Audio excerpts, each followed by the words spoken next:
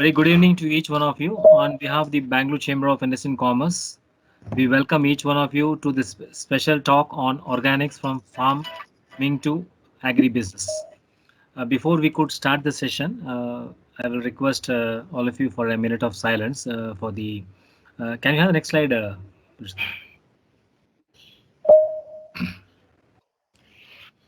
Purushottam, can we have the next slide?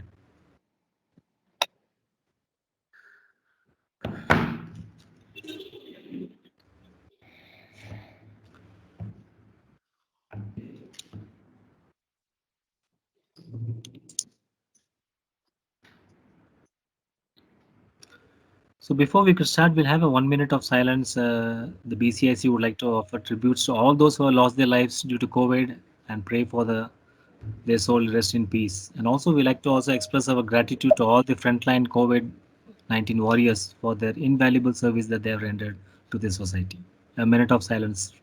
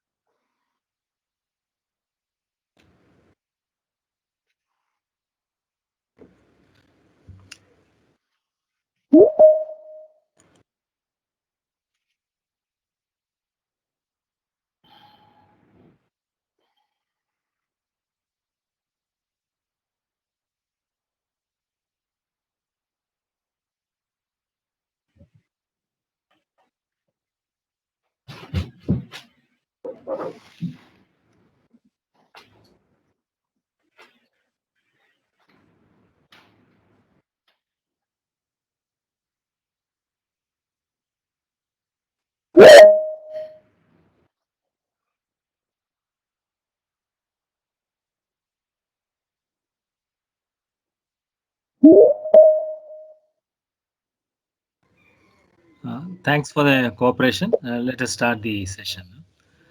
This session has been organized under the aegis of the Agro and Food Processing Expert Committee of BCIC.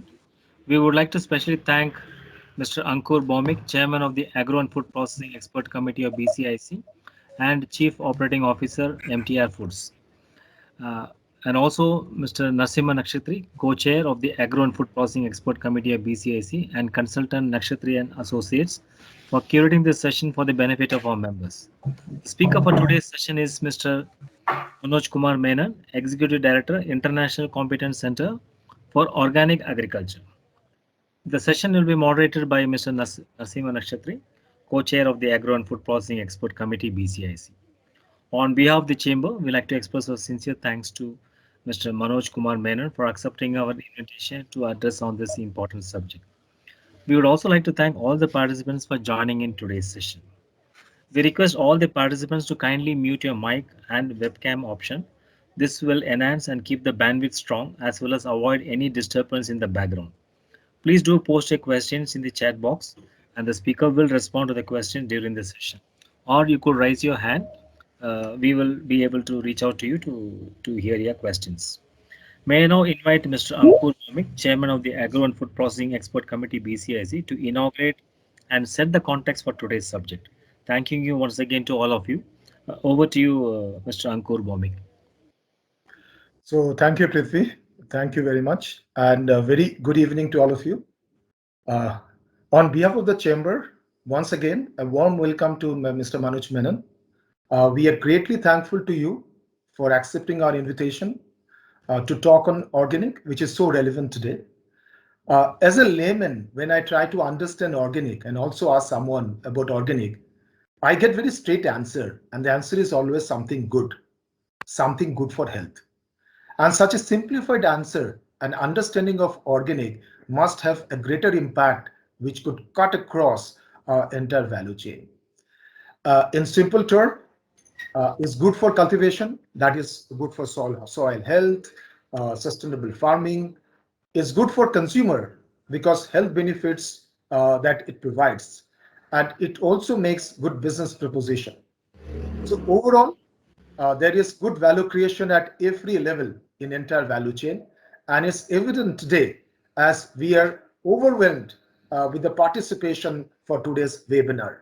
On behalf of the chamber, I welcome each one of you representing agri-food industry, universities, and IIHR, Milk Federation, organic farms, modern retails, farmers, individual organic consumers, banks, input company like seeds, fertilizer, pesticides, research foundations, agri entrepreneurs, and FPO and FPC across not only from southern states but also from Jammu and Kashmir, West Bengal, Maharashtra. Now, with such a gathering and with a diverse background, we would not have gotten anyone better than Mr. Menon to deliver a talk on the organics. Mr. Menon is working as an executive director with International Competence Center for Organic uh, Agriculture. He is a gold medalist, university topper. He has 24 years of experience in the agri sector in India and outside. He is managing large organic projects in 23 states. He spent first 9 years of his career literally living on the farms. He has got the blend of right experiences from farming to agribusiness. So without wasting any time, may I request Mr. Menon to enlighten us on the topic organics, farming to agribusiness, a view of global and India's organic sector. Over to Mr. Menon. Thank you. Yeah, many thanks, Mr. Anku Baumik, from the Bangalore Chamber of Industries and Commerce, and my old friends there, Mr. Narasimha Nakshatri, to have initiated this first invite, and others who are involved, Rupa, Prithvi, people who had coordinated to make this happen. I'm actually very privileged, feeling very privileged and happy that I'm having this opportunity, this coming to a very august gathering, because I understand that people associated with this chamber, Bangalore chamber, are people from good business. They know their business very well. They have been very successful people in different kind of business industries. So to speak to them, to interact with them is truly a great pleasure. So today I'll try to share a presentation and see how I can enthuse interest about the subject. Um, is it working? This,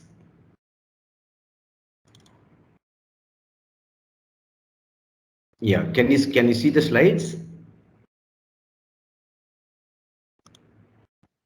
Hello. Not yet, sir. I Not think you have yet. to open the presentation. Yeah, the presentation is open. So what is not working? Let me again. This is the same click icon now. Open share tray. Yeah. Yes, sir. Yes. So now, Yeah, it's come. now Perfect. can you see the slides? Yeah, we can see the slides. Yes. Perfect. Yeah, thank you. Okay, so dear friends, I am Manoj Menon, and it has been wonderfully introduced by Kusa. Thanks a lot. So I'm going to speak to you on this very topical kind of a subject. Why topical? I'll come to it later. But we'll call today's talk organics from farming to agribusiness, and I'll try to bring a view of the global and India's organic sector to you people. And and why we are calling from farming to agribusiness is, you see, organic agriculture. The moment we speak about it, people think of healthy foods. Um, like all of us kind of know that organic foods are foods, are farming is a system of farming which do not use chemical fertilizers, it do not use pesticides, it do not use hormones, and therefore the farming is done by the use of natural products only. But yeah, this of course is true. But organic farming, organic agriculture is a little beyond also this. But in today's speech, which this session, which we'll have around, I'll try to do a 35 to 40 minutes of slide showing, and maybe then we can have question and answers. So I think to go into farming or the entire session sector would be a little difficult. So I'll try to bring more of agri-business into it, but also taking a few snapshots about a view of so that you're understanding the farming part also. But largely, we will try to move towards agri-business because people here are from industries and commerce. So why not, make it more relevant? So the contents would be like this. I hope you can see the slides. We can see, sir. Please go ahead, sir. Yeah. So organic movement, we'll talk about organic movement, like organic agriculture in a snapshot, just to make it understand clearly. We'll take a global overview of what's happening globally across the world about areas and markets. And then we'll come to India, India's organic. I'll take 2 minutes to also tell this organization that I work for and how it is being a pioneer organization in promotion of organic farming. Here I'll also stop and try to show you small 2 videos just to break the monotony of slides. I hope the video works here. Then we'll come back to organics from the agribusiness point of view in a little more detail. And then finally, I'll also show you just a 2 slide on what could be called a bio-village model for doing business as well as farming. So when we say organic agriculture, dear friends, we talk of various things, no? Like for example, chemical-free food, no fertilizers, no pesticides, is good for environment, etc. So I'm trying to put the whole thing in this slide and showing you 3 important intervention areas of organic farming. So it would look like this. When someone moves into organic farming, whether it's a farmer, individual farmer, group of farmers, or a company having a farm, corporate, whoever would like to move into organic farming would perhaps be doing this very important 3 service or interventions. One is ecology service, the second is healthy foods, and the third important aspect is farmers economics. Now, when people move into organic farming, the first thing we are doing is stopping all fertilizers and chemicals. Yes. So what we are actually doing is we are making the soil, the land, sustainable. We are going to improve the soil health, which is the whole environment and ecology friendly things. And how do we do it is organic farming, since it completely depends on natural materials like composting, vermicomposting, and various other forms of natural recycling. So what we actually end up doing is we are improving the soil carbon. And soil, the entire land works as a carbon sink. So it actually is also a climate change mitigation thing. The climate change, the whole issue of climate change can also be mitigated by organic farming. The second aspect, which affects everyone, whether you're a farmer or government or a general citizen, because everyone consumes food. And healthy food it's actually a right of everyone. Because the food, you see, each of us, we take food for our life and our good health. And if the same food, if it is laden with harmful pesticides and chemicals, we are not doing any good to the health. Organic foods provide you this alternative to have foods without any chemical residues. So it's a kind of a right for every citizen. The third part is farmers' economics.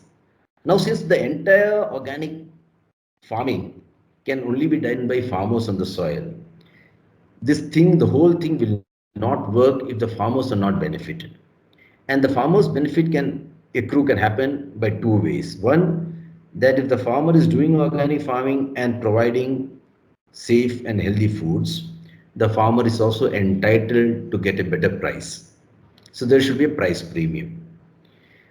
Over a longer period, on a long-term basis, the cost of cultivation can reduce, but it takes some time. That is what all the scientific research and studies have shown, that for a conversion from a conventional farm to an organic farming takes some time, and therefore the farmers must be supported with a better price. In the next slide, let me give you a snapshot of what's happening in the world of organic agriculture. In the last many years, the organic farming as a structured method of farming has not started more than, it has started somewhere in the 70s. So it's not very old. It's around 45, 50 years. And in this 45, 50 years, the journey has been interesting. Today, 187 countries are following organic farming in a very structured, in a management method by certification. I'm giving you numbers where farming is not only just organic, but they are also certified organic. So 72.3 million hectares across the world is already certified organic. Largest countries, or regions having taken up large areas under organic farming includes Oceania, Europe, Latin America, Asia, all continents. India, will come to India later and show you the numbers. But here you can see India already in the 5th position with 2.3 million hectares already certified organic. If you look at Australia, why this number is so big is because Australia has large pasture lands. These pasture lands are organic, certified organic, but it is much easier to do than cultivated area like in India and other countries. Coming to India, India's organic farming, I mean, if you look at traditionally, many people also get confused with this traditional farming and organic farming. You see, what India has been doing before 1965, before the Green Revolution set in, it could actually be called traditional farming because organic farming is more scientific, it has standards, it has regulations. So when we talk about this structured, properly managed, globally understood organic farming, then India actually started somewhere in the late 80s, early 90s. But during those times, the entire certification process used to happen from agencies outside of the country. However, in 2001, Government of India started India's own national program on organic production. It's called NPOP. Launched in 2001, we made it mandatory that all certification agencies must have an office in India. That means it should be India based. And therefore, the whole movement got a real fillip. It started to really scale up. India, starting 2001, by 2006, India already became equivalence with the EU and Switzerland standard. That means the national standards of India's organic systems are today equivalent with the EU systems and Switzerland. This also means that many of our friends who are listening, if they want to export to the EU, they can certify as per India's standard and still they will be eligible to export to these countries. To export to the United States, one of the biggest markets, there is something called the conformity assessment. Recently, it has been revoked. There have been some issues, but it will take a larger time to discuss this. However, export to the US is happening wonderfully. There are systems more, above, uh, over and above the India's national standards. The NOP standards should be also implemented. So this is what it means in short. India has today 33 accredited CBs, and the growth from 2001 to today in 2021, in 20 years, you can see that India has 2.29 million hectares of registered certified farms, 9,000 plus operators, many individual farmers also, grower groups, this grower groups means the farmers becomes farmer groups, and then the entire group is certified and they can do collective farming, not collective farming, but collective aggregation, collective certification and marketing. You see, this online presentation sometimes because you cannot see your audience, it's still a challenge, even if so many things have become online. But when you're not able to see, you do not know how the response are. Am I going too fast? Is it getting understood? So, so if there is something, kindly intervene, especially the administrators or the coordinators. It's fine, Manoj, it's going on very well. Okay? Yeah. Thanks. Thank you. Please go ahead. Thank you. Yeah, that's good assurance. Okay, so now let us come to this very important aspect of organic farming called organic certification. So I think many of you know that organic farming is not just by calling ourselves organic or the farmer themselves calling organic doesn't work. It requires a certification and it is a process certification. It's not a product certification. This is some confusion that happens in the market that if I get my product tested in a laboratory and if I find there is no residue, that means my product is organic. Actually, it is not, because the organic products are not going by product testing. It goes by process certification. That means in the organic farming, the farm the farm as a system is certified. It's like akin to ISO. It's like an ISO certification compared to an ISI method. In ISO, the process is important. In organic farming system also, the certification requires a process to be followed. It has to follow standards, but it has to also follow sustainability methods of farming, and it requires a minimum of 3 years to become certified organic. So if a farmer or a farmer group today takes a decision to move into farming, organic systems, they have to register, do this, follow this process. Then there will be an annual audit of from a accredited certification body, and then it takes 3 audits to become. That means 3 years to become certified organic. So this is called third-party certification system, if you understand. But alternatively, since 2015, Government of India and also globally, a lot of countries has followed an alternative system. It is called the PGS, Participatory Guarantee System. It's also an organic certification system, but here it is not a third party. The farmer groups will get in touch with a council called a regional council. It's a little internal. And this PGS system is also having the same standards. The national standards are same. However, the difference is when a farmer is PGS certified, they cannot export. Because for exporting from India to any country outside, it compulsorily requires third-party certification system. That is because of the international rules and laws in the system.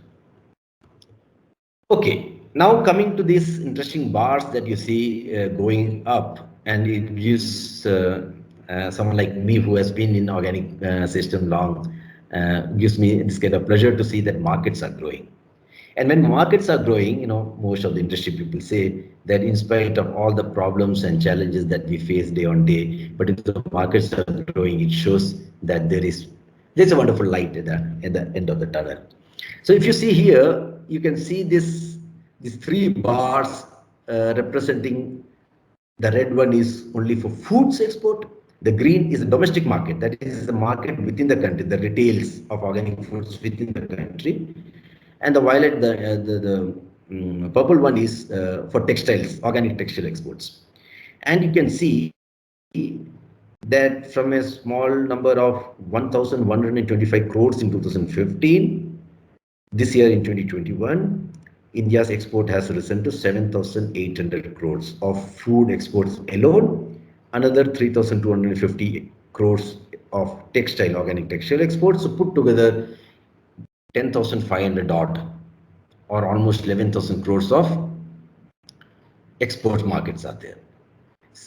At the on the sidelines, on the parallel is also this beautiful green bar growing, which is the market, the growth of the markets within the country, local markets, local retailing, and this is also reaching 2,000 crores. So this shows that the farmers also the more and more farmers are taking up organic farming. More and more consumers are buying organic foods. Perhaps this also indicates health consciousness about what we are eating, and what we eat, that the food is coming from where, because organic farming also has traceability.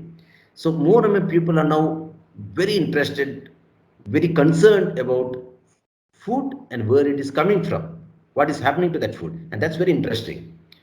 This ongoing pandemic, no discussion in today's times are there without this mention of the pandemic. Unfortunately, so many lives are lost, and it's a very bad situation to be in.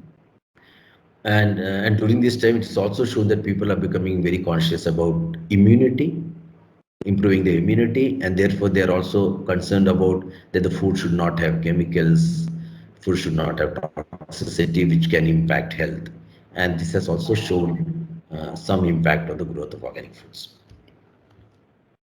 A quick snapshot on the organization that I come from. This is a non-profit registered society. We call it in short ICOVA because the name is long.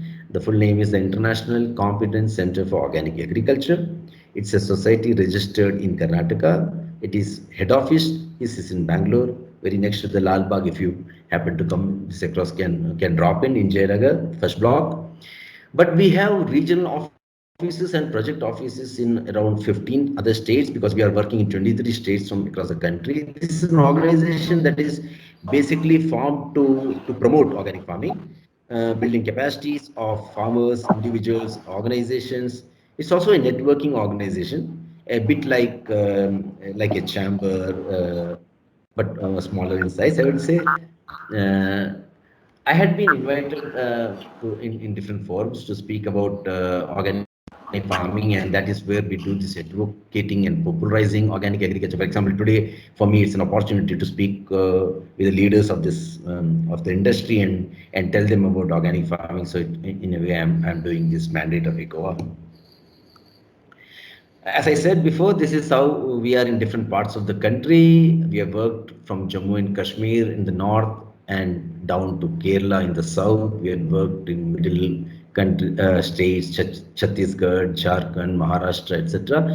And in the northeast, which our Prime Minister always says that India's northeast region is default organic and it should become an 100% organic. For example, Sikkim, as we all know, is the world's first state to become 100% organic. And in fact, that roadmap for making Sikkim 100% organic was also drafted by ECOA in collaboration with the government of Sikkim. So it was a wonderful experience, and we are an organization which has worked in all the 8 northeast states. So in our last so many years, the organization has worked with more than 1,35,000 farmers, covering 88,000 plus hectares, and made those areas certified organic. We also have few publications and studies, etc., that brings knowledge so that we can share this knowledge information with the sector. So these are some of them. And internationally, we had worked very closely with some leading organizations, especially the IFOM. IFOM is the International Federation of Organic Agriculture Movements, based out of Germany. And there is this research institute, which is a technical partner based out of Switzerland, and a few organizations like United Nations, FAO. And BioFac India, I'll come to this later, but BioFac India is the world's biggest organic trade fair. And BioFac is the world's biggest organic trade fair that happens in Germany. And BioFac India is that Indian, subsidiary, the sister or a daughter fair of the BioFac that happens in India every November. Okay, so we'll quickly take a pause and try to show you a few some videos, just to show that how ECOA and the sector tries to develop organic markets. So there is this, I know many of you would have seen, I think Nakshatri sir were already there in this fair, the Organics and Millets International Trade Fair that happened in Bangalore 2 years back. I'll try to see if this teaser works. Let me see. Just let me know if the video is working. Can you see the video? Hello? Not yet. Manoj, not yet. Is the video working? No, not it. Sorry? It's not No, working. not yet. So I think, yeah, okay. Let me see some other way of doing it.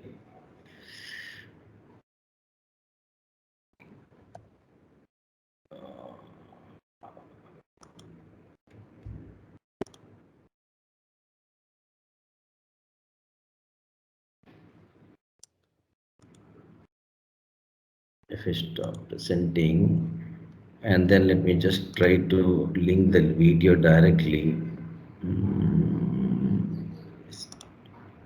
Now can you see?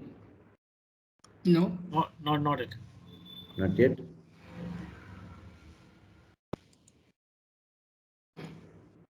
Not able to get it shared because the video it was hyperlinked, but the hyperlink is not working in this mode. Let me see how do I get it? You can go directly to the media players. Sorry? You can directly go to the media player. Whatever you have in the folder, this hyperlink is not working. Yeah, I'm trying to go directly to that Video. media player and see if that works.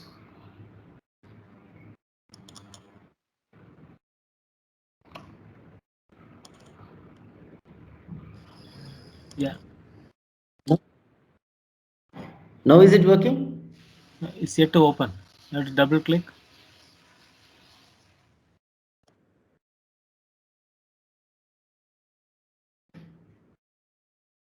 Yeah, double clicked already. No, it's not open.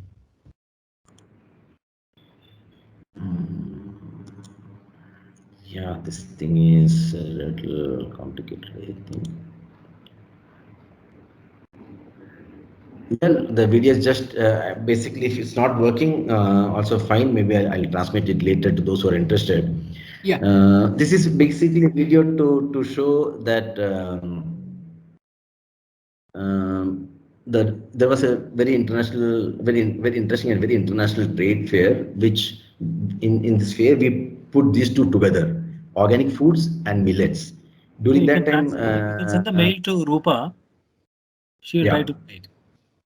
Yes, maybe after this, I'll maybe continue with the presentation. Sure, sir.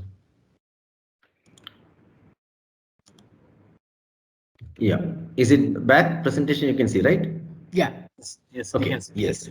So this fair was to, because like organic is about a lot of healthy foods, millets are also a very interesting and very important health option. And Mr. Krishna Beligoda was that time the agriculture minister. He's like a bureaucrat. He's more less a minister, more a bureaucrat. Very dedicated, very educated kind of a person. And we put this together, and it was a big success.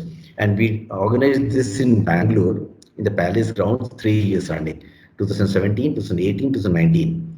2020, by that time, this whole lockdowns and all this started, and so we are still on this break. In fact, 21 also there was this plan to do this fair again. Unfortunately, we still have to see how, by what time can fairs etc. start to happen. But other than that fair, we also do another thing called the Jaivik India Awards. Jaivik is Sanskrit or Hindi for organic. So Jaivik India Awards, what we do is we have six categories. We award farmers from across the country. We are divided India into three zones: north, north and northeast, west and east and west, and then south. And we picked two farmers from each zones, and we awarded those farmers to be on certain grades as to be doing the best of organic farming methods. We also selected companies, organic companies, companies in retailing, companies in exports, even state governments who have been really promoting organic farming that way. So those were all those things that was happening in these two events. Unfortunately, the video is not working out, but later I can share more. Okay, so now let us go a little deeper into this organic farming system, but a little quickly so that you can also have the system. Many of you know perhaps the genesis of organic farming comes from the experiences of, you see, Green Revolution. Many of you know 1960s when the Green Revolution was setting in the country. It was because we had food scarcity, there was increasing population, and people had to be fed. So far so good. Green Revolution was important. It was required. It came in. But what happened is while the food production increased, there was rampant use of chemicals, fertilizers, pesticides, etc., by farmers, by everyone, in farming systems.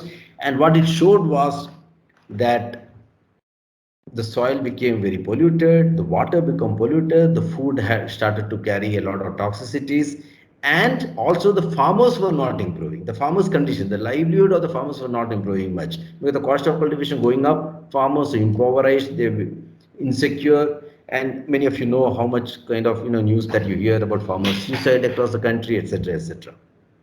So on this backdrop, two sets of farmers, in fact, two different sets of farmers moved into organic farming in the beginning. I would say almost in early 1980s. One set of farmers were these farmers with, I would call them sustainability concerned. These are the farmers who said, "Oh my God, my soil is going bad, my health is going bad, my water is getting polluted. This is not what I want to do from farming." So many of the farmers stopped by themselves. They stopped using chemicals and moved to organic farming. This one set of farmers. The another set of farmers and this set of farmers emerged more in the 1990s, early 1990s. They were the market-oriented organic farmer. They understood also that when they go certified organic farming, there is also an opening of the markets. Especially those days, early days, the biggest demand was for organic tea, if you remember, organic tea, organic coffee, and organic basmati rice. And later also organic cotton became an important commodity. So these two are the early movers. But slowly, many farmers started to move, especially small and marginal farmers for whom the cost of cultivation is a major issue. And because they are in the rain-fed regions, use of chemical was also anyway difficult. So these were the first set of farmers. I'm just trying to show you some history. Globally, also the organic farming histories are kind of divided into, many of when we are in IT city like Bangalore, you must have these connotations: organic 1.0, organic 2.0, organic 3.0. I'll not go deeper into this in detail because we'll not have the time to discuss, but some other day. But there are this, and the 3.0 is more about market-focused organic farming, trying to produce organic farming in a way that it is compliant to all standards and regulation, but it is also ready for the markets, bringing consumer awareness, but at the same time ensuring that the farmers get the due, that the prices are right and they get what they have worked for. Strategically, from a country point of view, many of you would like to know why would a country like India go organic, and to what extent can it go organic. Now, from a very pragmatic point of view, I would say we are still not there that the entire country can become organic tomorrow morning. It is a long way to go. Currently, India has almost 1.25% of its cultivated area becoming organic. Now, what are the reasons? What could be good reasons to go organic? Let me show you three examples or three reasons. One is the farms, the lands on the ecologically fragile areas, the Himalayan ranges, the greater Himalayan ranges, the Western Ghats, the Eastern Ghats. These are areas which are rich in biodiversity, they're ecologically fragile, and putting a lot of chemicals and pesticides are not good for those places anyway, for any country. So India must make those places organic. Northeast region is one such place, but also the Western Ghats of Karnataka. We have the large part of Western Ghats in our state, in Karnataka. It should become organic. The second reason to go organic is where the farmers are doing rain-fed farming, where irrigation systems are not there. They are small farmers, they cannot afford larger cost of cultivation. So I am showing those states as an examples, and also the digits below it are the areas which has already become certified organic. So you can see Madhya Pradesh having a very large area of certified organic, and Madhya Pradesh, as you know, is largely a dry belt, and also with a lot of small farmers. But also many other states has a good number of small farmers in rain-fed areas. You can see these states. These are the latest numbers from EPIDA annual compilation of areas under different states, and just showing the top 15 states having how much area is fully certified, how much area in conversion, and what is the total area moved into organic. A third reason is a business reason. Like, let us produce organically those crops which has very good market potential, where the farmers and even companies can export and can also make some good deserving income, like cotton, basmati rice, coffee, spices, tea, honey, and even now in the last few years also a great demand, growing demand for pulses and oil seeds like soybean, like other pulses. So this could be a strategic move into business. People who want to get into business of organic farming can do this kind of a study of what products are or what areas are conducive, and then move there. And there, if you see, these are the state-wise export numbers. And if you can see, Karnataka's export stands at 286 crores worth, while Madhya Pradesh is exporting 1,670 crores. Why so much higher there is because large areas has become organic there, and soybean and cotton is produced very in large areas in Madhya Pradesh. Now, if you look at what categories I had already mentioned, there is growing markets for anything organic. Processed foods, oil seeds, cereals and millets, sugar, spices, condiments, tea, others, everything. Now slowly it has reached that maturity that most of the things can be exported, most of it can be marketed either internally in the country or also outside of the country as exports. But it is really looking up. Okay, a few countries to which India's exports are organic exports are moving. The world's biggest organic market is still the US, the United States of America. So we are there exporting to these countries.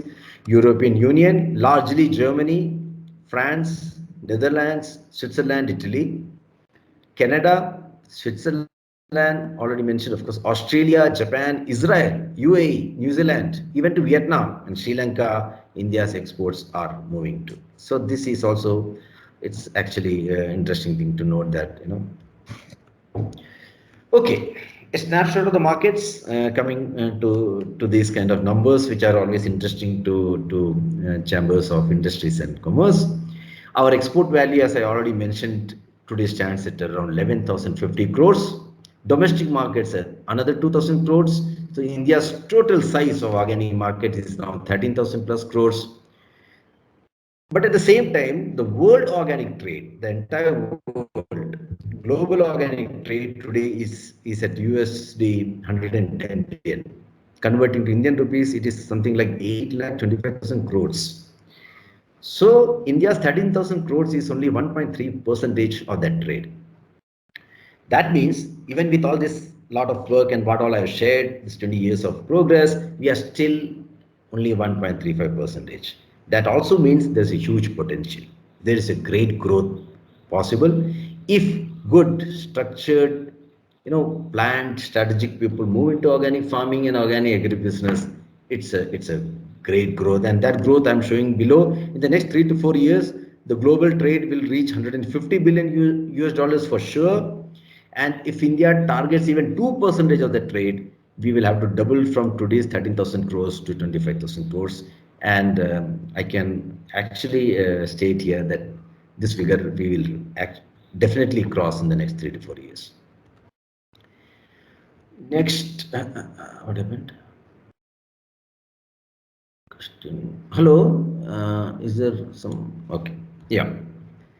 Now to make these things happen, for organic farming to move into organic agribusiness, this would be an example, a typical example of an organic value chain. Farmers as clusters. So there should be farmer clusters, farmer groups on one side. They should be oriented, they should be trained. At each village level, there should be procurement, because organic farming, organic sourcing cannot happen from mandis. It has to happen directly from the farmers or farmer groups. So there must be active participation of companies at the village level, at least with a procurement center. At the district level, these companies can set up some kind of a processing unit, a project level unit. We can identify local entrepreneurs. For example, many of you would know that Government of India is strongly promoting FPOs, farmer producer companies or farmer producer organizations. So these FPOs can become very good business partners for the companies, where the farmer producer companies can become your local village level partner to promote organic farming, certification, aggregation. And then the company can take up higher level processing, value addition, and exports in such a way that the value created, the wealth created is shared also with the farmer producer company and farmers, as well as the company also grows. So this could be one of these examples of an interesting model for India's organic movement to take to the next level. We can even think of a quantum leap, because USD 150 billion US dollars, if you are to really tap, suppose 10% of the market, you will have to take a quantum leap. Finally, my friends, just a little snapshot of organic farming can incorporate different components, different elements that could create a concept called bio-village. A bio-village is a concept where organic farming, that is crop cultivation, will exist also with animal production. As we all know, composting, etc., is so important that animals are an important part of organic farming. So maybe a cattle farm or a poultry farm, so that we can have a good vermicompost units, and then it can also have a biogas kind of a unit, so that there is clean energy concept into a bio village. And finally, there should also be a processing plant and an aggregation center, so that business happens. So this is just a snapshot of how an organic bio village could look like. And a little bit of that you can see if you really want to see an organic farm and an organic village. My organization has a small farm just outside of Bangalore, driving distance. Weekend stay is also possible in that farm, where you can see the different elements of mango, paddy, other vegetables, cow, and also a poultry farm. And there is also some places for you, or either as a team of your companies or with family, to come and stay for a few days or do some workshop or just a retreat. So this is a few things about what I would like to share today. Thank you. Thank you so much, Mr. Manoj Menon. I think it is a really enlightening the session, and also the real the points that we wanted on the organic agriculture, and also the future of organic agriculture. And now, before I go to the discussion or question and answer, I think I also agree with you that the soil is the so important thing, and certification is important thing. And the people, as a consumer, I think, as you said, it is a very, very concern to everybody that whether it is a genuine organic, whether it is a duplicate organic product, we don't know. This kind of confusion, it is, and still it is there with them.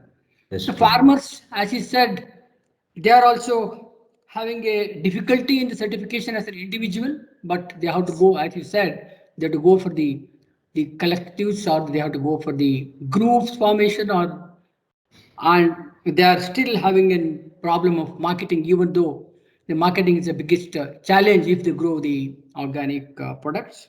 The price and the quality that you mentioned, that it is a biggest challenge. And the yield, productivity is also biggest the concern for the organic products. So nowadays the organic the products are getting, as you said, it is getting a most importance due to the health awareness, and also now I think the domestic market and export market, I think it is a very nicely you presented that it is a growing enormously and the scope is so high. And especially the millets and the cereals, I think the BCIC is the one which has participated in the last the 3 years back when you organized the ECOVA and the government of Karnataka, and we had a big stall also there, and the Chamber of Industries and Commerce. Normally BCIC participate in the government, whatever the Karnataka government organizes such events normally. And now I would like to take up the questions, and let us go ahead with the people, those who are somebody has already put up some questions on the chat box.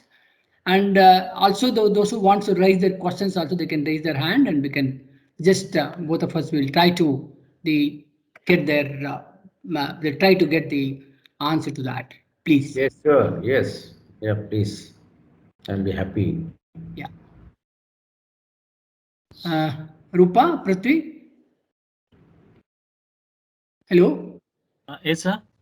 Please, there are chat boxes, or people will raise their hand, or what is that? Yeah, whoever raises hand, I think Rupa will unmute them. Okay, Then please. they can answer. Shall we take the first chat box or the people who raise the hands? People who raise the hands? Rupa, you could unmute, huh? Yes, I have enabled. Yeah, Yeah. she has enabled. Okay, Mr. Nagesh?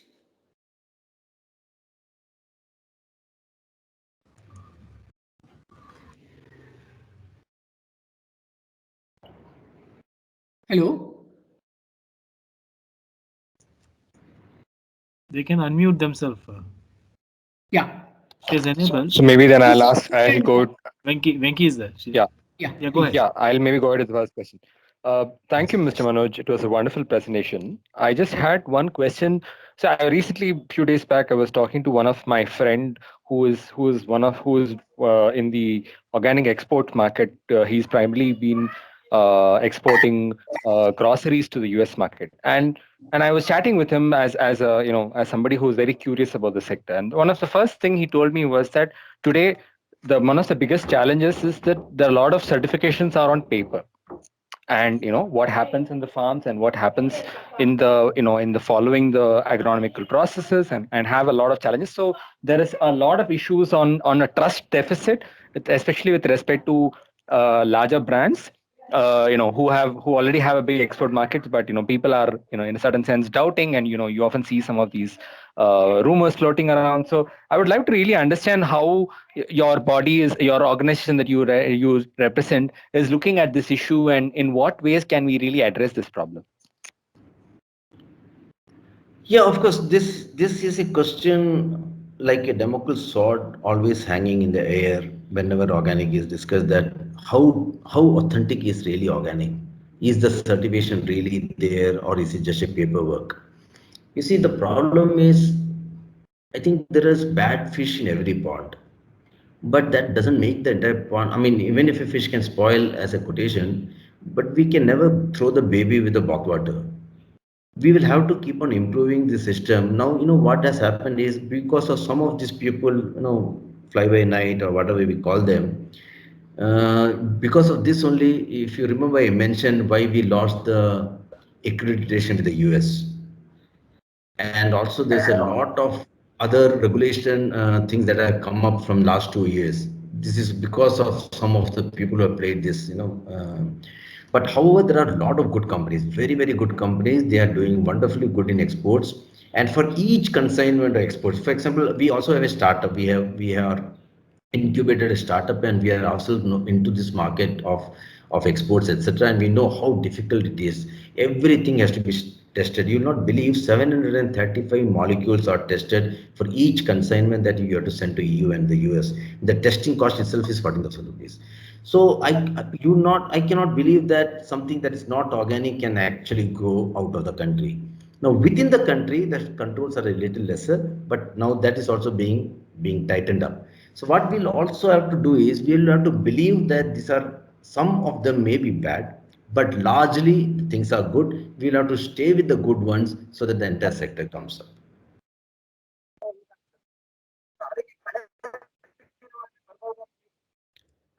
I hope that answers. I mean, because it's a longer discussion, we cannot take No, it offline. yes, it does. Yeah, it does answer. Yeah, thank you. Thank you. Yes, next, please. Yes, I can see a lot of chat for sharing the presentation. Yeah, please, Rupa, madam, someone can send me all the email IDs. I'll share this presentation. The presentation is for everyone to definitely go through and use. Any other question? Yes. Yeah, I have a hello. Yes. Mr. Manoj, you're able to hear me. Thank you. Yes. My name is Shrikant. Thank you. It was a very good presentation wherein you have covered many things in a nutshell. Just to start thinking laterally. I have one or two concerns, maybe I request you to clarify, and one or two questions for seeking your answer. One is we also have read that organic farming can be cultivated, can be practiced in certain crops, but not all. Number one, I don't know, because my network was very problematic. You may have covered, but excuse me if you have done so. So therefore, I think organic farming can be pursued in certain crop segments. Is that so? Number two is, yes, you can cover any crop. Yeah. Second thing is, it's also said that in terms of productivity, there's going to be a drop, at least in the initial years till it stabilizes. Once it stabilizes, it will plateau, but nevertheless, it cannot match in terms of per hectare productivity the integrated approach. When I say integrated, I mix both organic as well as inorganic. So is that so? And if that is the case, and there is a concern of the quantity available for us to feed on. Number three is about 1.5 to 2 years back, we read that Sikkim, even though that's the first state to be declared organic state, the productivity dropped considerably. There was a concern in the government quarters that the productivity dropped. I think we have to relook at the whole approach into organic farming. How far is the true but update? So these are the 3 points. Maybe if you can throw light on. Thank you. Yeah. Okay, quickly, all crops can be brought into organic. All crops. Because if you remember, I mentioned that organic farming is not crop based; it is on land based. It is the land which is becoming organic, and it is also the land which is certified organic. So whatever you will grow on that piece of land will be organic. So that is one thing. Second part is what you mentioned was I'll come to the Sikkim. Sikkim, you see, the Sikkim, Sikkim is unique in various ways. One is the entire Sikkim has only 75,000 hectares. Okay, we are sitting in Karnataka. In Karnataka, every district has more than that area. Not more, many times more than that area. Yes. No, Yes. but it is a hilly region. It is a tourism-based economy, and it is a net importer of food. Food is not produced much in Sikkim. So Sikkim's organic is also it's a beautiful story. It's a good thing to happen that a state has become organic, and they do produce a good lot of temperate vegetables. They produce, it has become organic. They produce ginger, it has become organic. They produce large cardamom, it is organic. They do not produce much of rice. It is anyway coming from down below, from Siliguri, etc. So how they are struggling is the cost of certification, which comes every year. Now, this kind of crops that they are producing, it is not, making it feasible enough to continue the cost of certification. That is where they're struggling. But I think they will find some solutions.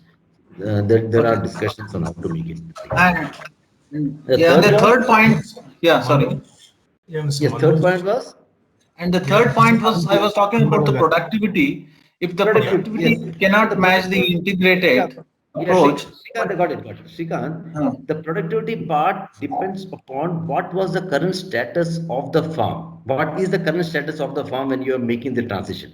Suppose this soil has already been degraded by chemical farming. Suppose there has been intense use of the soil has come down, it will take that much year for the soil to come back to a good level, which normally scientifically speaking, it should have 1.5% soil organic carbon. If the soil organic carbon is low, it will take that much time to build it up, then only the productivity will improve. However, IPM versus organic again depends upon whether it has got all the irrigation systems, everything is in place. Then it's very difficult to, you can only compare an apple to an apple. So it will have to see where is it, what was the soil condition, which part of the country it is, what crops are being grown, then only we will be able to answer this. Mr. Manoj, this is Anbalagan. Thank you. Yeah, can I respond? Yes, please. Yeah, Manojji, this is Anbalagan. Yeah. Yes, Anbalagan is the head of the Sikkim Organic Mission. So please welcome. Yeah, please tell. Yeah, in fact, I wanted to respond regarding the query raised on Sikkim's productivity. So, am I audible? Yeah, please, yes. Anbalagan. Yeah. Yeah, Mr. Srikanth, I believe he asked about his third question was regarding the productivity drop in the crops in Sikkim. I probably believe that he must have read one of the articles that was going around. In fact, as Sikkim government, we sent a rejoinder against that, saying that we in fact disputed the claim made by the author by giving proper justifications to each and every point he had mentioned. But in general, in response to what Mr. Srikanth asked, like Mr. Manoj mentioned, he very clearly he explained some are very suitable for taking up organic farming. One was the rain-fed area and the ecologically fragile areas. So he classified them very beautifully.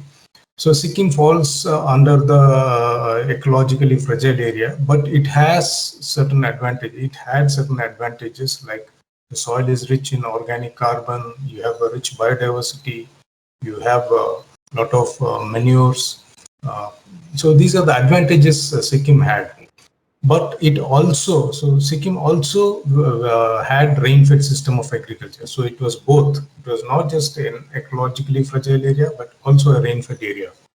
Correct. So rain-fed agriculture, again, in the Himalayas is nothing but hill agriculture. So both are more or less similar. Hill agriculture and rain-fed agriculture means less of input use.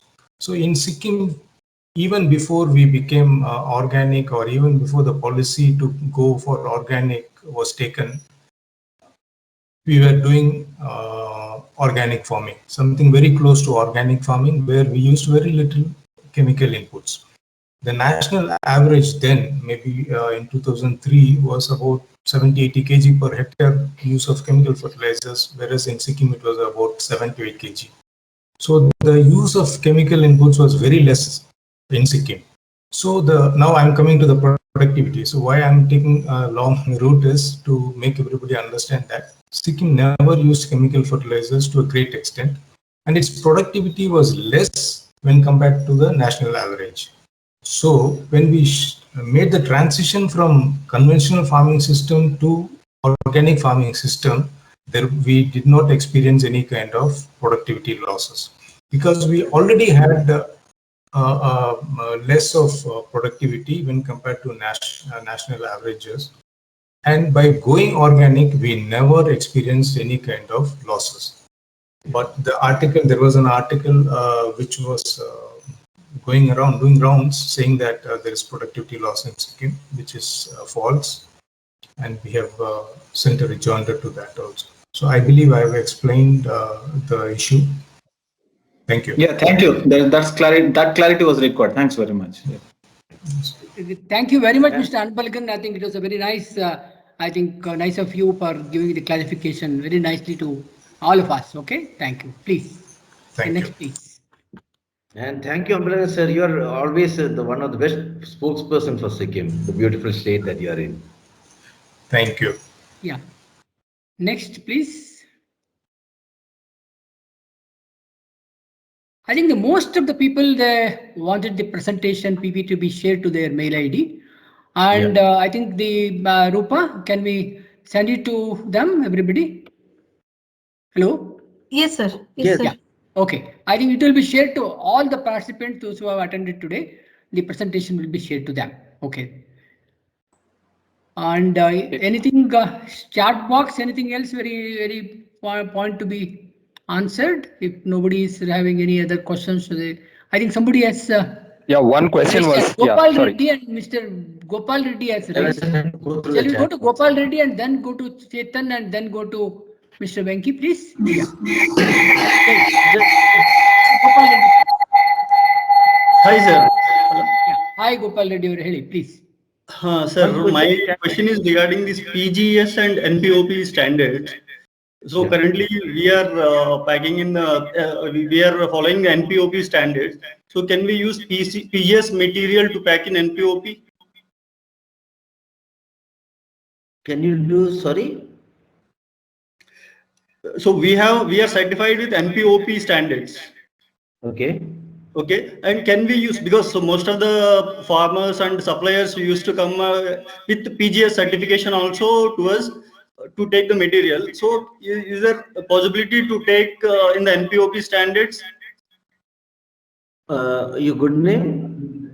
Gopal Reddy, sir. Gopal Reddy, Mr. Gopal Reddy. Yeah, Gopal Reddy, you see, please understand that the standards are same. NPOP, the National Program Organic Production Standards, are same for third party and PGS. So instead of saying NPOP, maybe you should say you are third party certified and you are having PGS product. If that is the case, you see, if the product is PGS certified, then in your packing it should have a different logo. If you remember, the logo was also there in my presentation called PGS Organic. If your third party is certified, then in your packing the logo would be India Organic. So the EPIDA's third-party certification system has a different logo. It's called India Organic logo. You can see it in my presentation. The other one, when a group is PGS certified, the logo is PGS Organic. So by that, the consumer will also come to know from which system this is certified. So means same logo, like the both logos we cannot use in the same on same pack. No. Okay. If we want to pack, we have to use a separate packaging material for PGS. Yes. You see, if it is a third-party certified, then PGS organic should not be mentioned there. But on both the packing, you should mention a third logo, which has become compulsory under the FSSAI. It is called the Jaivik Bharat logo since last 2 years. So there are 3 logos now. One is for third-party certified. That also should show Jaivik Bharat logo. Yes. The other is PGS organic. That should also show the Jaivik Bharat logo. Yes, sir. Yes, sir. Thank you, sir. Thank you very much. There is a chat box question of what are the 3 top segments in the 7,800 crores of food export. Praveen, I think they want to start. Manoj got the answer in the APEDA website. Okay. One more question I was having. Nowadays I heard of this EU Green Deal project in Europe that they are planning to convert 25% area into organic farming in European Union. Yes. Is that impact anything for Indian exports, from Indian exports?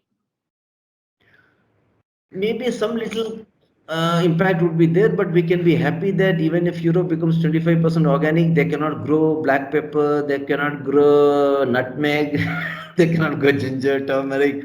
Many of the crops cannot be grown in Europe. Many. Some of the crops, yes. See, that 25% increase in area would more be focused on vegetables, wheat, and the crop that Europe is growing, so that they also have this concept of trying to have as much as locally produced possible. And if you know, India's vegetable export is not to Europe, not much, very less. Fruits and vegetable exports are not much. India itself is a big consumer. So if tomorrow you want to start an organic business, your organic will actually be selling very much in India itself, especially fruits, vegetables, and all those. And what you want to export, there will always be a market in Europe and the US. What I meant was, is there any impact on the current, the whatever the exports is happening to convert into the organic certification kind of thing? Sorry?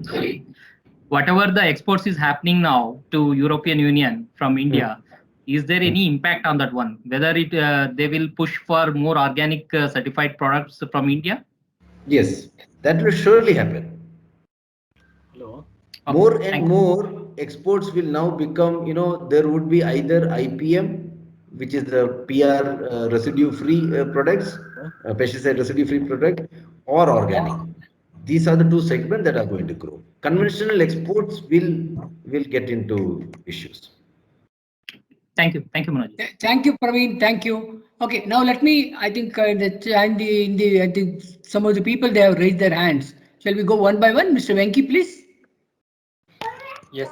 Sir, one just last question was, are there any programs that your organization is considering for those who are transitioning? Because from my experience in working with farmers, those who are transitioning are the ones who are really, are kind of caught in between the devil and the blue sea, that their cash flows get disrupted, and it almost, on an average, it takes about 3 to 4 years from what I've seen, the data that I've seen, to do this transition. Is there some way, programs that you have in mind that you are planning to bring a transition for those who are pursuing traditional chemical-based agriculture to a more organic agriculture? Very good question. And actually, this also almost like a business query, if I can quip, since we are talking about agri-business. You see, we are also open to conduct workshops on these kinds of topical subjects.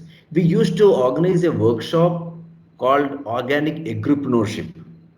Every year we used to do it in Bangalore to get people in, helping them to make this transition, how the transition works, when they do the transition, what kind of crops are good, or what are the methods, package of practices, or the organic package of practices, technical, scientific things. To that extent, to make this more possible, I mean, in the last 2 years, physical workshops were not possible, but we have set up a training center in Denkanikota, just outside of Bangalore, where we can have a residential program for up to 15 to 20 people, and we can have some kind of a topic for a 5-day program or a 3-day program and do an intense workshop on this.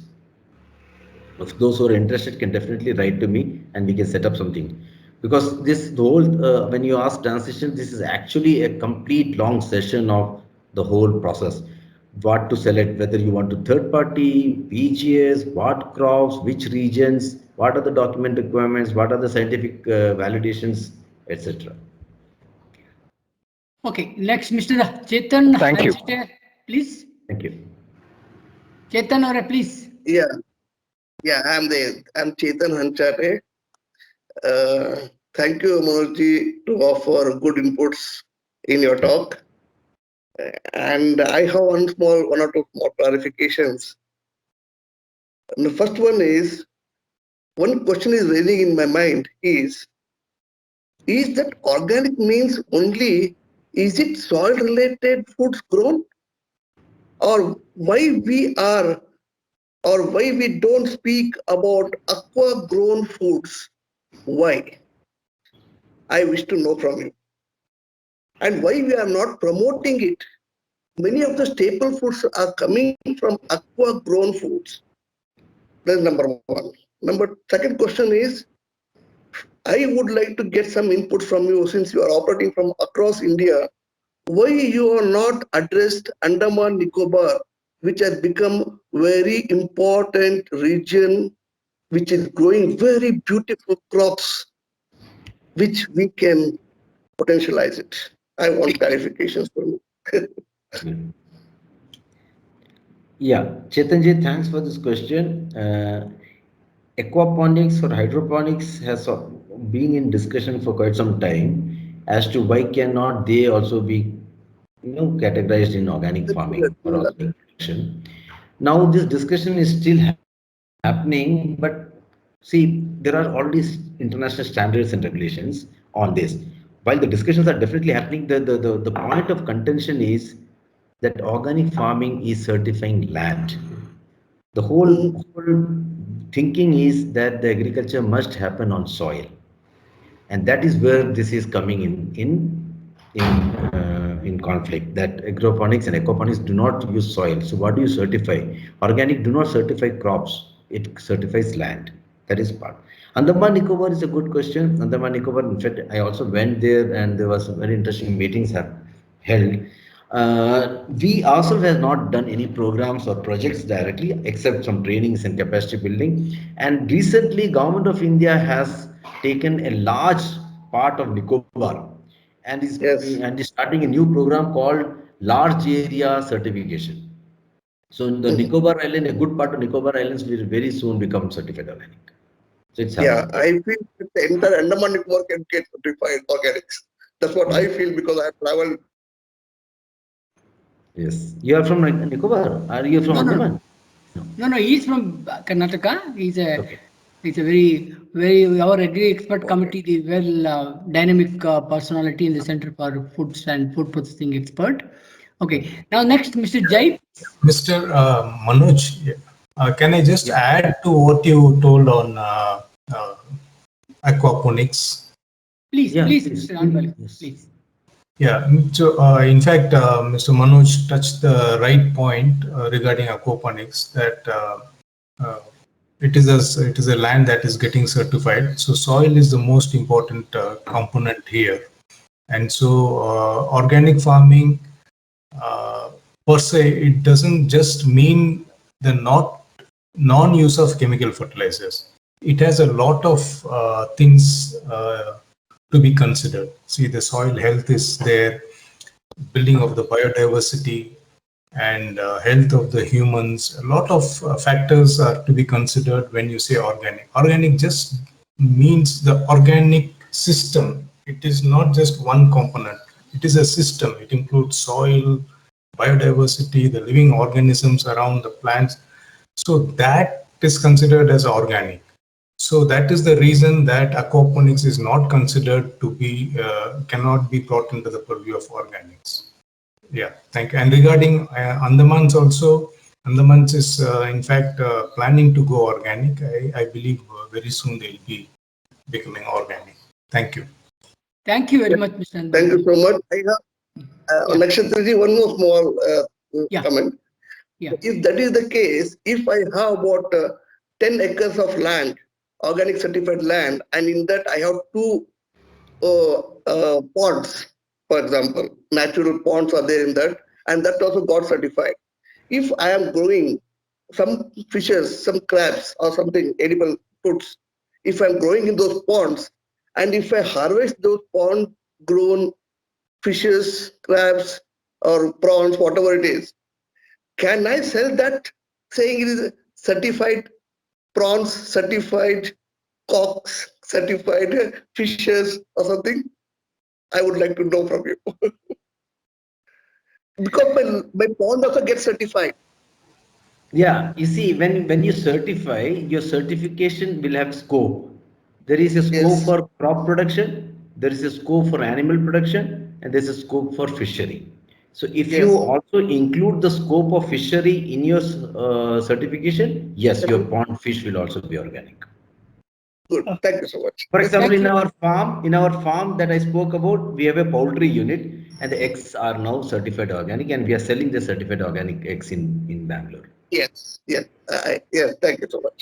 Thank you. Thank you, Chetan. I think I have another 3 more questions. One from Mr. Jai, second from Go ahead. Mr. Sadhu Kundapur, and the third from Mr. Strasti. Yeah, please. Mr. Jai, please. Mr. Jai? Yeah, sir. Sorry, sir. Yeah, Jai Shri please. here.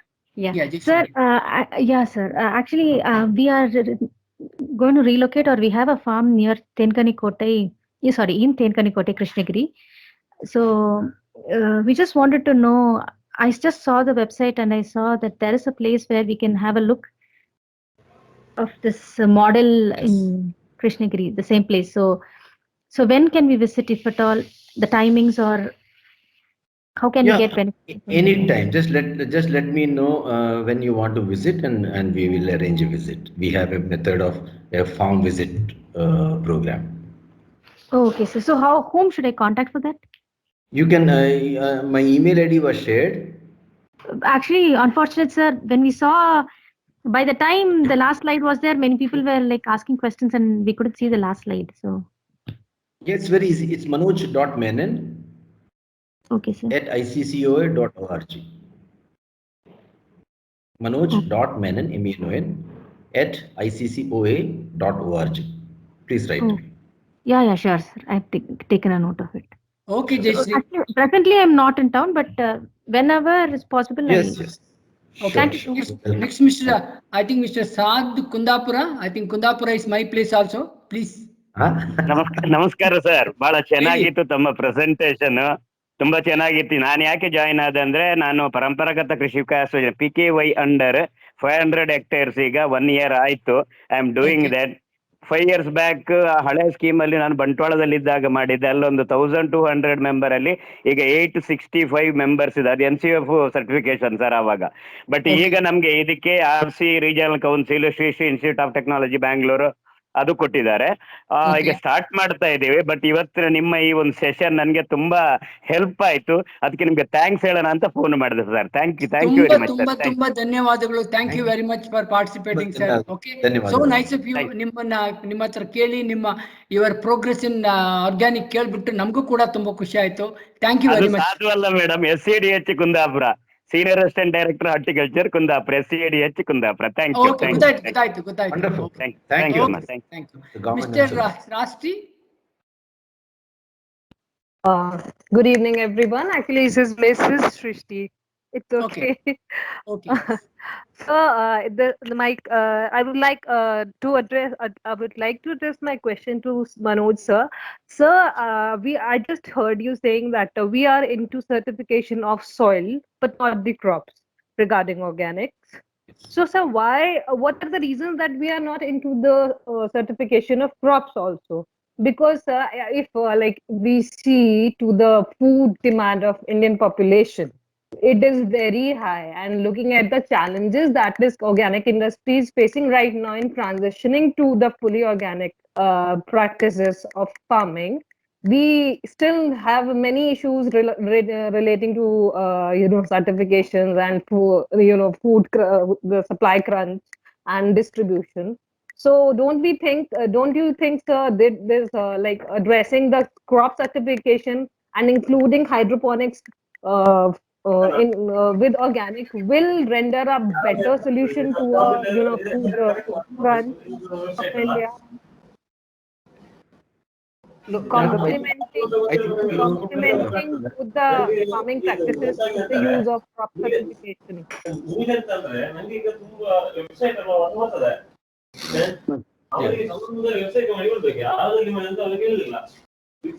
Request you to kindly mute your mic. Yeah, madam, what you had asked is, you see, in organic farming system, like Mr. Ambalagan also mentioned, the organic farming is a systems approach. It's the entire land that is certified organic, and what all you grow, any crop that you grow on that land also becomes organic. It automatically becomes certified organic. Say for example, you are a farmer or you know a farmer, and a farmer started an organic program and he's growing, let us say, some vegetables this year. After 6 months, he harvests that vegetables, and then he grows his pulses, maybe tuor, green gram or something. And then they harvest that, and then he grows ginger. Now the land is certified means when he has growing vegetable, that is also certified organic. When he grew pulses, tuor, etc., that is organic. And after that, when he grows ginger also, it is becoming organic. Every year in the traceability database, the farmer only changes the crop. There is a system through which you do that, and the system will identify that crop as being certified organic. So all crops are certified organic because the land is organic. So here the land comes first and also the crops, but the crops come second. You cannot certify crop, you have to certify the land and the crops. When you ask for a certificate, the certificate will have the crop name. This crop, so much quantity of this crop is organic. This is what you get. And it requires 3 years because the standards requires that the soil, because the soil has already used chemicals before or whatever, maybe there will be records or not records. So therefore there is a transition time of 3 years. So can we say in future, like how could we be able to, certify the hydroponics into organic? Are there any chances in future for this? Well, that's an internationally recognized system. So we have to wait and see how, because I'm not in a position to say it will not happen or it will happen. Yeah. But are there any chances? It is not about like happening or not happening, but are there any chances? Because I'm a researcher. Actually, I'm doing my PhD in sustainable agriculture practices. Yeah. So I want to just like to appraise as many practices as possible and put them together to lend a solution which is more diverse and has a more better answers to our Indian questions. To answer your research question, I can take it offline. I'll try to find out what's happening in that arena, and may try to get back to you because I cannot quote without a reliable source. Sure, sir. Sure, sir. Sure, sir. Thank you, sir. Okay. I think thanks a lot. I think we have spent the lot of more than the time we have shooted. I think it was a very interesting the subject, and if anybody else, I think shall we close the session if there is no other questions? Okay. I think whatever the questions you are having, still you can whatever is there in the chat box, we will try to answer that. And also you can, I think I have shared my number, and also BCA is also there, BCAC, that you can send. I think Dr. Umesh, please, Dr. Umesh, please. Puttaswamy, Dr. Umesh, please. Thank you. Yeah. Dr. Umesh? Dr. Umesh Puttaswamy?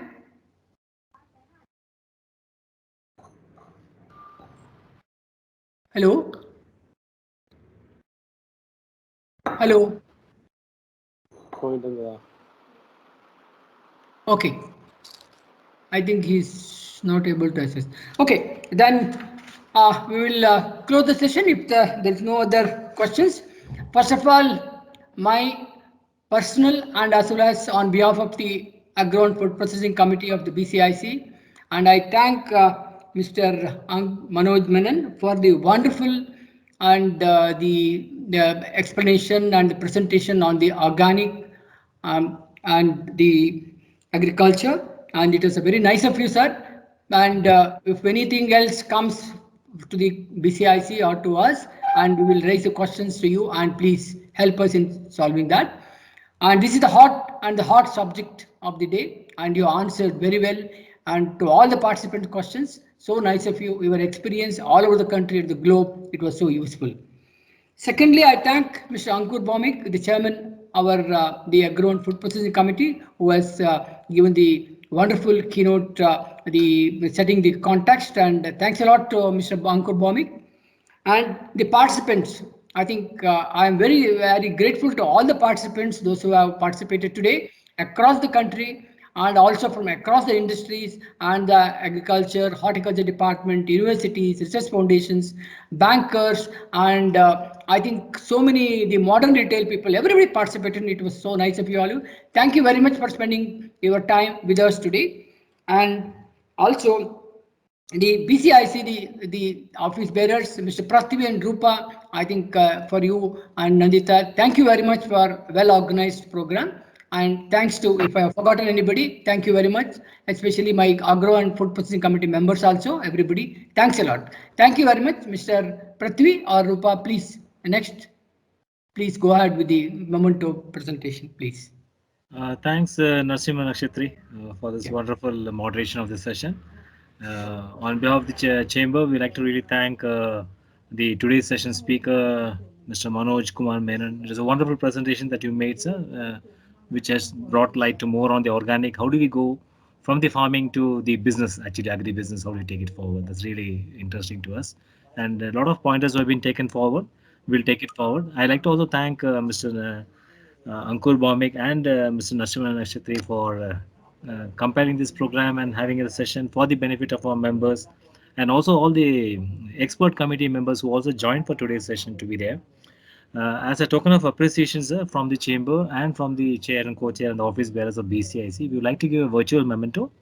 We will ensure that this memento will reach to your office or to your home address. Kindly share your address. We will reach out to you, sir. Purushottam, can you play the virtual memento?